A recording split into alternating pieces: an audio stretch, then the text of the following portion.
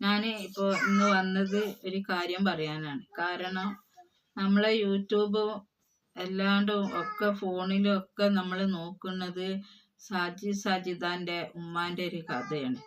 കാരണം ഒരു ഉമ്മാനെ വെച്ചിട്ടാണ് അവൾ സംസാരിക്കുന്നത്.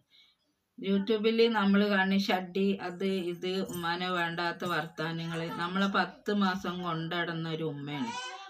അത് എങ്ങനെ വേദന സഹിച്ചിട്ട് പ്രസവിച്ച് നൊന്ത് ഇത്രയോളാക്കി വെച്ചിട്ട് ഓൾ അങ്ങനെ സംസാരിക്കാൻ പാടുണ്ടോ ഒരു ഉമ്മാനെ വെച്ചിട്ട്? അപ്പം നമ്മളെ ഉമ്മാനെ കുറിച്ച് അങ്ങനെ പറയാൻ പാടില്ല. കാരണം ഇത് കേട്ടിട്ടാണ് അവളെ മക്കളും പഠിക്കുന്നത്. ഇതേപോലെ നമ്മളെ മക്കൾ യൂട്യൂബ് തുറന്നാൽ അനാവശ്യ വാക്കുകൾ, കേൾക്കാൻ പറ്റാത്ത വാക്കുകളൊക്കെയാണ് പറയുന്നത്. ഈ മക്കൾ കേൾക്കല്ലേ. അപ്പം അതുകൊണ്ട് ഈ വാക്കുകളെല്ലാം നിർത്തിയിട്ട് നല്ലതിൽ നിൽക്കുക. നമ്മളെ ഉമ്മാനൊക്കെ പറഞ്ഞു കഴിഞ്ഞാൽ എന്താ പറയുക, നമ്മളെ ഉമ്മാരെ കാൽച്ചോട്ടിലാണ് സ്വർഗം എന്ന് പറയല്.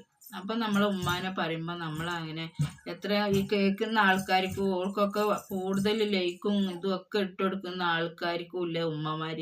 ഇതിങ്ങനെ കേൾക്കുമ്പോൾ ഓരോ അത് ഉപദേശിച്ചല്ലോ കൊടുക്കണ്ടേ. നല്ല വാക്ക് പറഞ്ഞ് ഇത് ഓളെ അരം കയറ്റി ഉഷാറാക്കിയിട്ട് ലൈക്ക് അടിക്കുക, അവൾക്ക് വേണ്ട കമൻറ്റ് അതൊക്കെ കൊടുത്തു കഴിഞ്ഞാൽ അവളൊന്നും കൂടി പൊന്തല്ലേ ചെയ്യുക. അപ്പം അതൊരിക്കലും നമുക്ക് ചെയ്യാൻ പാടില്ല. കാരണം നമ്മക്കുണ്ട് ഉമ്മമാർ. ഇതേപോലെ അവള് പഠിക്കണ്ട, അവളെക്കൊണ്ടുള്ള മക്കളും ഇതേപോലെ ആയി പോകും. അപ്പം അതുകൊണ്ട് സൂക്ഷിച്ച് സംസാരിക്കുക. പിന്നെന്ന് പറഞ്ഞാൽ നമ്മൾ ഈ എല്ലാ ലോകങ്ങളും എല്ലാം കാണുന്നതാണ് യൂട്യൂബ്.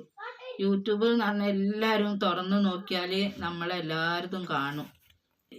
യൂട്യൂബും ഇൻസ്റ്റയും എല്ലാം തുറന്നു നോക്കിയാൽ ഇവളെ കാര്യമേ ഉള്ളൂ. അപ്പം അതുകൊണ്ട് നമ്മളെ മക്കളും ഇതെല്ലാം കണ്ടിട്ട് ഇങ്ങനെ കണ്ടു പറയും വർത്താനങ്ങളും ഒക്കെ. നമ്മളൊരു ഉമ്മമാരെ സംസാരിക്കുമ്പോൾ നമ്മൾ സൂക്ഷിച്ചിട്ട് പറയണ്ടേ. അപ്പോൾ ഒരിക്കലും അങ്ങനെ പറയാൻ പാടില്ല. പറഞ്ഞിട്ടുണ്ടെങ്കിൽ നമ്മളെ ഉമ്മമാരെ കൊണ്ട് പൊരുത്തപ്പെട്ടിരിക്കണം. ഉമ്മാരൊക്കെ ഷഡ്ഡിയൊക്കെ കാണിച്ചു കൊടുത്തിട്ടാണ് യൂട്യൂബിലൊക്കെ പറഞ്ഞ് ലൈക്കൊക്കെ മേടിക്കുന്നത്. അത് എവിടുത്തതാ? അങ്ങനെ ചെയ്യാൻ പാടുണ്ടോ? തെറ്റുണ്ടെങ്കിൽ നമ്മളെ കുടുംബത്തിൽ പല പ്രശ്നങ്ങളും ഉണ്ടാവും. അതൊക്കെ നമ്മൾ തരണം ചെയ്ത് നമ്മൾ നിൽക്കണം. അത് നാട്ടിലും മുള്ളും വീഡിയോയിലും എല്ലാ സ്ഥലത്തും ഇത് അറിയിച്ചിട്ട് എന്താ അപ്പം അതിലൊരു കാര്യമല്ലേ? എനിക്ക് ലൈക്ക് കിട്ടാനും കമൻറ്റ് കിട്ടാനാണെങ്കിൽ ഓക്കെ. അത് എന്നെ എല്ലാവരും പറഞ്ഞ് ഇതാക്കി കൊടുത്തിട്ട് അത് നമ്മൾക്കും കൂടി മോശമായിട്ടല്ലേ വരുന്നത്. അപ്പോൾ ഈ പറയുന്ന ആൾക്കാർക്കും ഇല്ല ഉമ്മമാർ. അപ്പോൾ ഒരിക്കലും അങ്ങനെ ഒരു വാക്കുകളിൽ നിൽക്കാൻ പാടില്ല. നമ്മളത് ശ്രദ്ധിക്കണം. നമ്മളെ ഉമ്മമാരാണ്. നമ്മളെ ഉമ്മയെ നിന്നെപ്പോലെ എനിക്കുണ്ട് മക്കൾ. ഞാൻ അത് വിചാരിച്ചിട്ട് ഈ വീഡിയോൻ്റെ മുമ്പിൽ വന്നത്.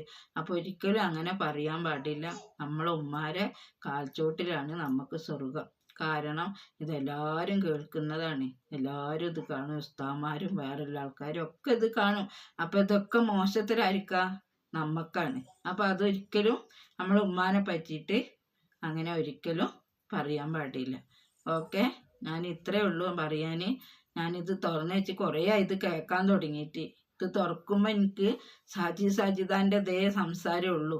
അപ്പം അതുകൊണ്ട് ഒരിക്കലും നമ്മളെ ഉമ്മമാരെ ഒരിക്കലും അങ്ങനെ പറയരുത്. നമ്മൾ ഇന്നല്ലേ നാളെ നമ്മൾ പോകേണ്ട ആൾക്കാരാണ്. അപ്പോൾ ഇവിടെ മാത്രമല്ല, നമ്മൾ യൂട്യൂബിൽ നിന്ന് നമുക്ക് വരുമാനം കിട്ടണം, പൈസ കൊണ്ട് നമ്മൾ അതൊക്കെ പറയും. നമ്മളിവിടെ മാത്രമല്ല, നമുക്കൊരു സ്ഥലമുണ്ട് പോവാൻ. ആ സ്ഥലം കൂടി നമ്മൾ ആലോചിച്ചിട്ട് വേണം. പിന്നെ നീ നിസ്കാര കുപ്പായും മുസാഫൊക്കെ എടുത്തിട്ട് ഇങ്ങനെ നിസ്കരിക്കണം എന്തിനാണ്? ആരെ ബോധിപ്പിക്കാൻ വീഡിയോയിലൊക്കെ ഇടേണ്ട ആവശ്യം?